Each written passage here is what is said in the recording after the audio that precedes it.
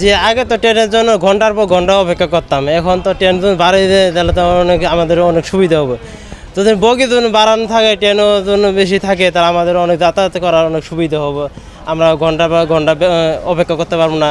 আশা করি অনেক অনেক ভালোভাবে আমরা চলাফেরা করতে পারতেছি, ট্রেনে যাতায়াত করতে পারতেছি, এমনকি অনেক কমফোর্টেবল মানে ফিল করতেছি ট্রেনে যাতায়াত করার জন্য।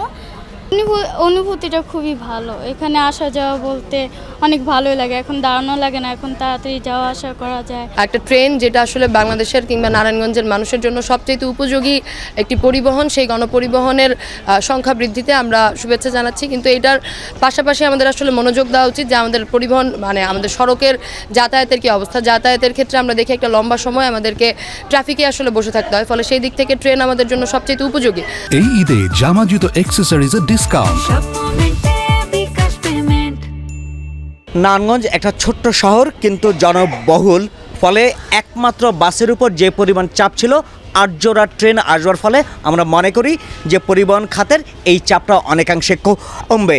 এবং বিশেষত আমি আসলে জেলা প্রশাসকের কাছে কৃতজ্ঞতা জ্ঞাপন করি এবং তাকে বলতে চাই, স্পেশাল মানুষ যারা একটু যাদের বিশেষ প্রয়োজন হয় তাদের জন্য এই ট্রেনটাকে কি করে উপযুক্ত করা যায়, যারা ঠিক হাঁটতে পারেন না, চলতে পারে না কিংবা স্পেশালিস্ট, ফলে তাদের সেই সুযোগ সুবিধাটাও এই ট্রেনে রাখতে হবে। আজকে 26শে মার্চে আপনারা দেখছেন যে আমাদের নতুন একটি কমিউটার ট্রেন নারায়ণগঞ্জে চালু হচ্ছে।